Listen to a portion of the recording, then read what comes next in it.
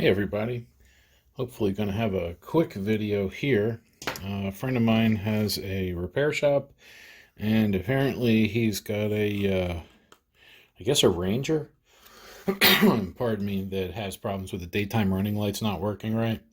So he traced it back to here, and if you look down in there, there's some corrosion. So he is not an electronics guy and asked me if I would take a shot at this for him because when he opened the back up, he saw that. And this is the relay. And you can see that relay is pretty chewy there. So what I'm going to do is take that relay out and see if one of the spare relays I have will work. I doubt this one will be salvageable. It's probably a little too melted going by the way that plastic looks. But the first thing I have to do is get that board out. And to get that board out, it looks like, well, it looks like I might have to take all the fuses out, which is kind of a bummer. Because I don't think this board is going to come up by itself. Nope. So all the fuses have to come out. Now, unfortunately, I did take a picture, and it's pretty available. So let me get these, and let me get something to put the fuses in so I don't mix them up. All right, let's defuse it.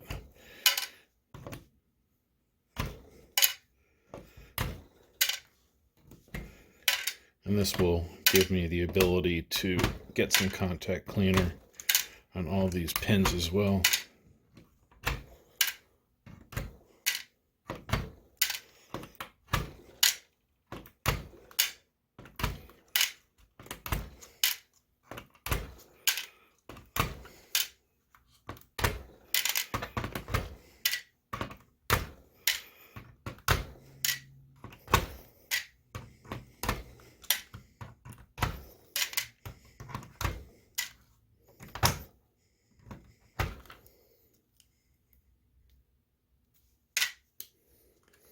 Fuse kind of looked like it was warm, or it had gotten warm.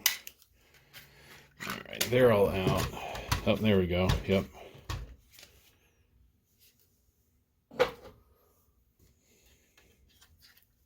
What do we have there? A NTC or a PTC thermistor, big old diode. Oh man, I see. Oof. So these have to be desoldered, as do these. Oh, this is going to be interesting. What's a good, you know what? I think it's time to break out the junk iron, because I'm going to have to abuse it a little. We'll save the good iron for putting it back together. I'm going to use the junk iron here to get this apart. So let that heat up. And I'm going to change the tip on the other one.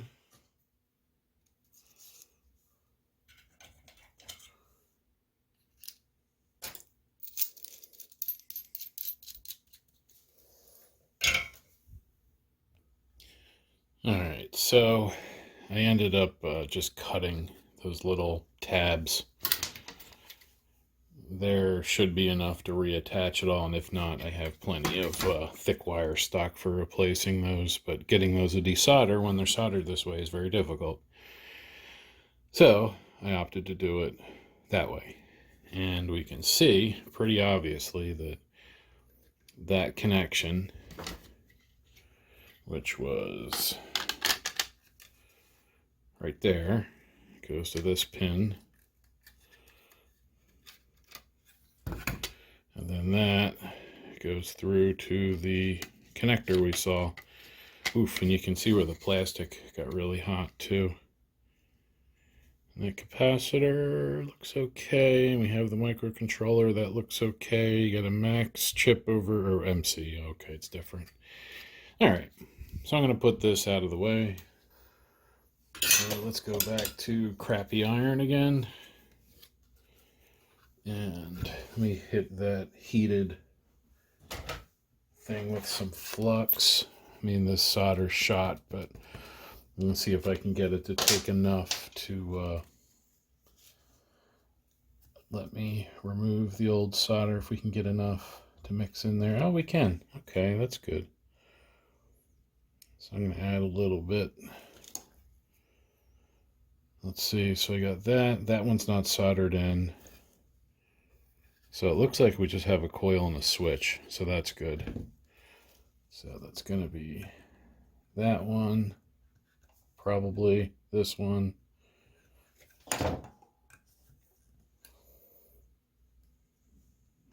So I add the solder to kind of wet the connection. The new solder helps the old solder melt. So we'll get that hot and get the pump over it. I'm probably going to need some wick too, but the pump will get the majority of it up. Cuts back on the amount of wick. And sometimes I don't even need wick. All right, so let's see if those will stand up. Yeah, it looks like they will. Oof, that one just fell off. There it is. I don't think we're going to be reusing this one. Okay, so let me see. That is a F8 VF8A. Let me go look that up and see what that is. All right, so here is my amazing math sketching for the Ford Omron relay.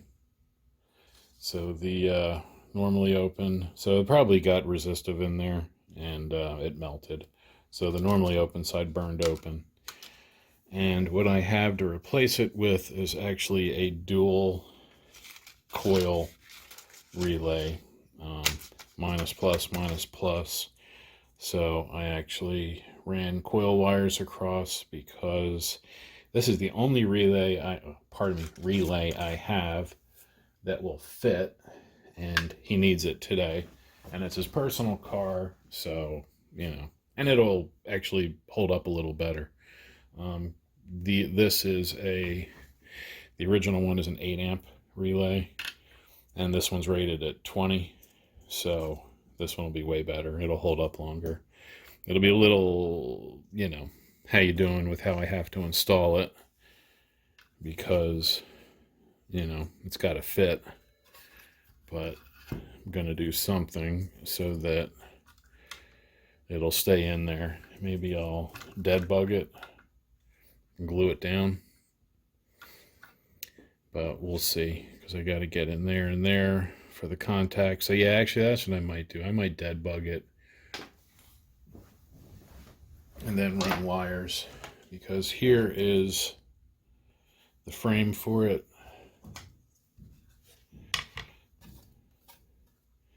Let me make sure I'm doing this the right way. It goes like that. So we do have a good amount of clearance to get wires put in. So maybe what I'll do is I'll mount it here. In fact, let's see how that works, just with, you know, laying it there. Yeah, so that's what I'll do, so that I have access to the holes. I'm gonna mount it here, and then we'll run the coil wires, and then our contact wires, and that'll give us access to all the holes, and this will give us a safe place to mount it. So let me get some wire and I'll be right back. So we'll have this, let's see, normally open is the side connections. So we are going to hook that up across those two, and that will go to there. No, that will go to there, and then the commons, the two middles, will get a wire to there. That's what I'll do. So let's see. It's going to be about that long. But let's see. So that will go over and down. So let's go to there, and then enough to get through the board.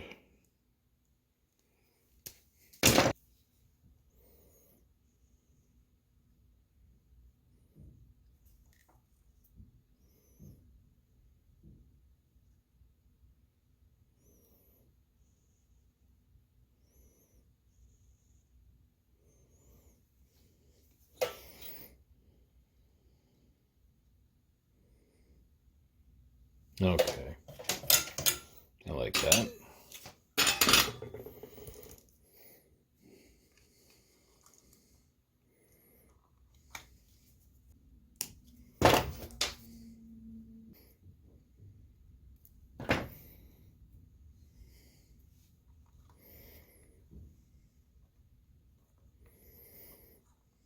Yeah, that'll work.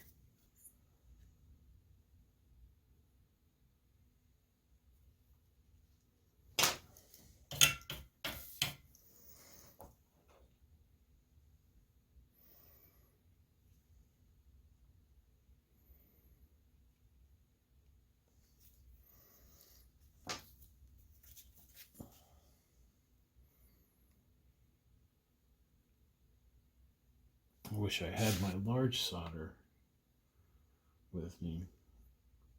I mean, the small stuff obviously works, but takes quite a bit.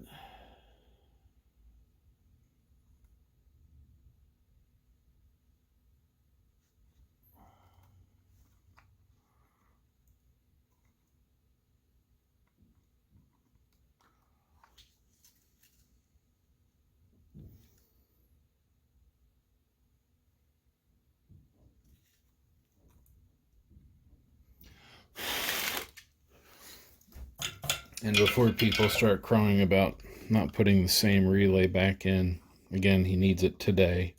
And it's his personal truck. It's not for a customer repair, even though this really would work just fine. And we are going to replace it with a proper relay at some point, which is the other reason I'm going to dead bug it like this, is so we can leave space. What I'll probably do is put a zip tie to hold that here.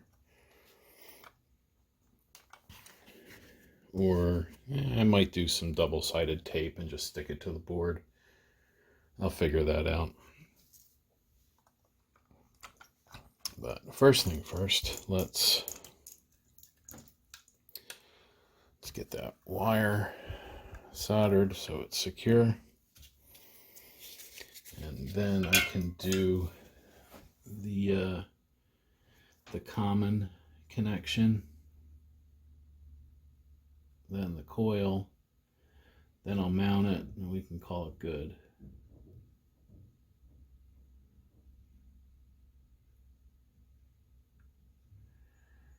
And again, a whole pile of solder. There we go.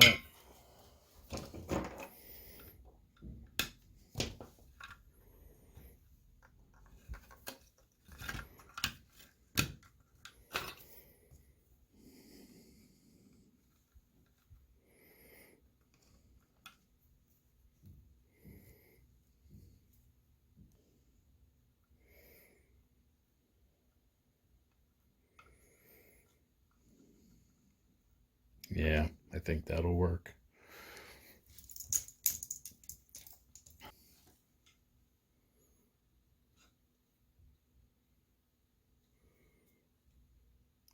It's time to get some new tips for my budget station that I use here. I'm at the office. I keep my good Weller rigs at home. I don't do a whole lot of soldering at the office. I just like to have the option if I need it. Sometimes it'll save some hassle. Like today, I don't have to go home to do this. I can do it here.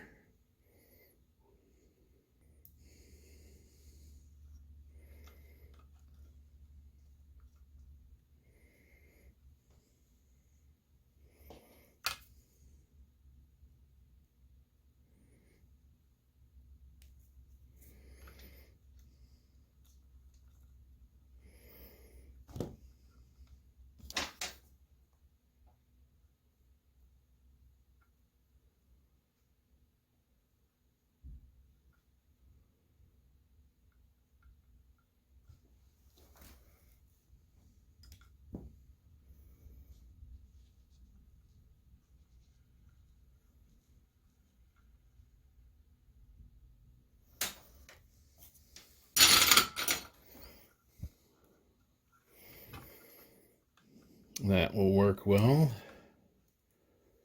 Just give it a little trim, get it clean. Then I'll do a little loop. That'll help reduce vibration issues with solder breaking loose, and it'll also, if there's any heat, it'll help dissipate that, get that pushed through.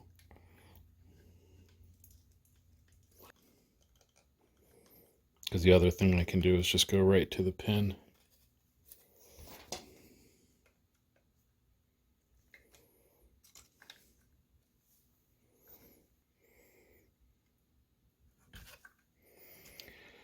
A little more of a twist.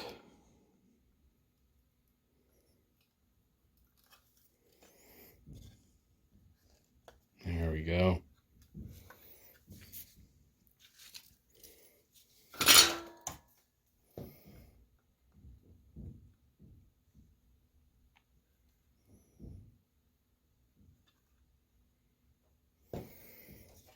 I like that.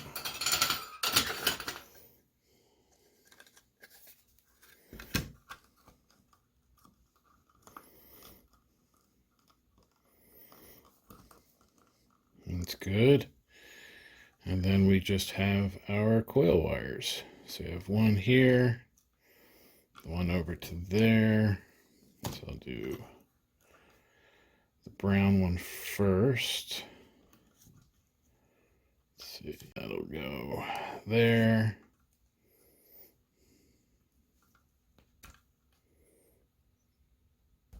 There we are. We'll tin that. Oops. There we are.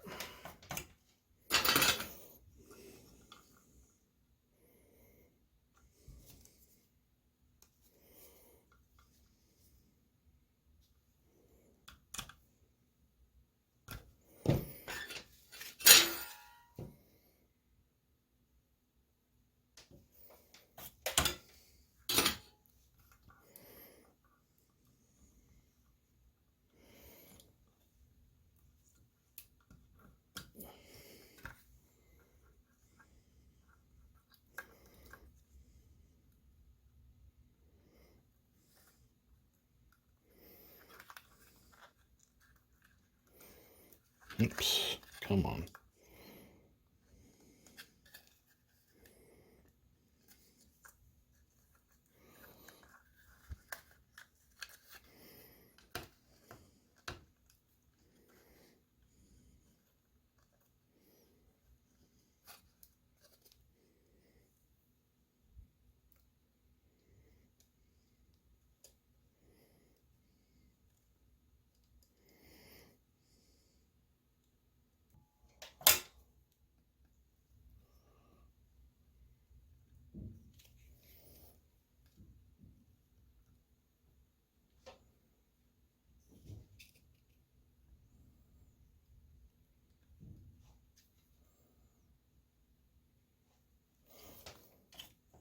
Alright, so it looks like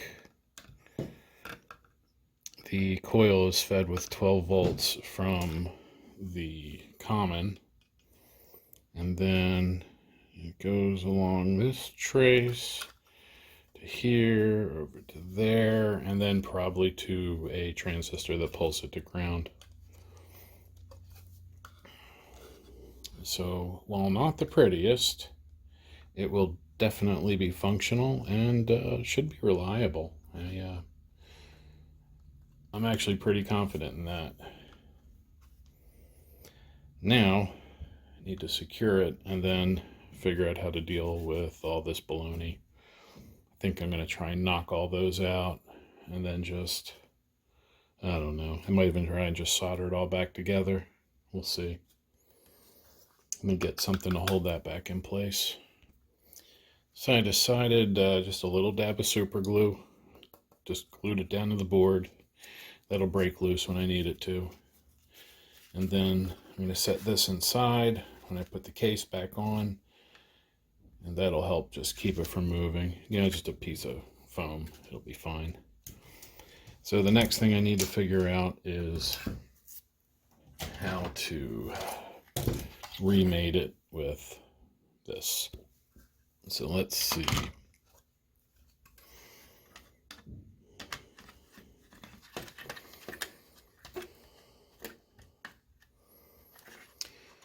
Now, if I had done this at home, desoldering definitely would have been easier. I wouldn't have had to snip all those. Well, maybe not. But first thing I'm going to try is see if I can just reattach. I can reattach those without having to pull them out.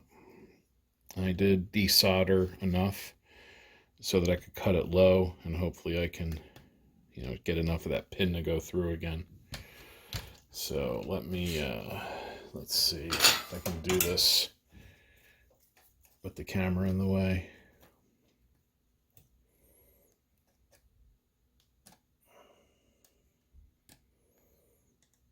I just need one to hold because I don't want it to, just don't want it to shift. If I can keep it straight, not like that.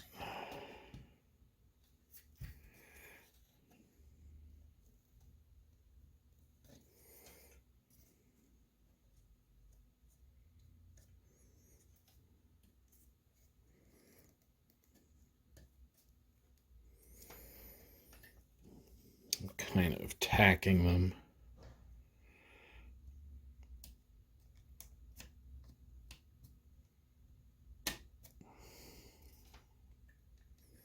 Okay, it's tacked.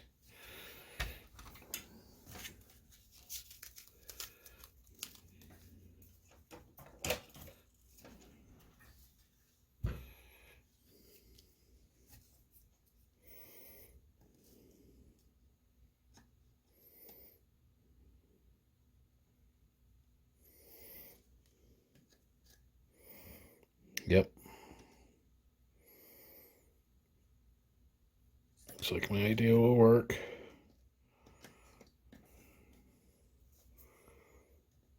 Essentially, I'm going to add enough solder to make a foot that will reattach the pins.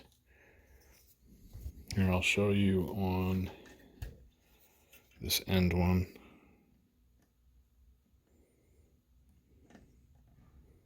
So essentially, I'm just going to add enough solder so that it makes a little pile.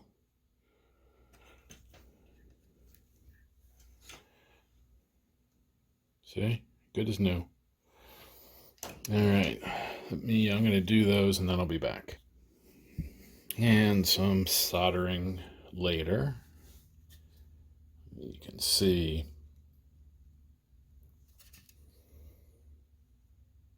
I got it nice and globbed up. What do they say? Bigger the gob, better the job. It's not always the case, but in this case I put plenty of solder so that it gives us a nice strong mechanical connection and a flawless electrical connection, of course. So I think this will be good. I'm going to just move the coily bit that I put over here so that if it melts somehow, it doesn't just short itself out against there. So that means we can get the lower piece and drop it back in. And then I'll get my little piece of foam I'm going to use. And I'll get the cover, set the cover on.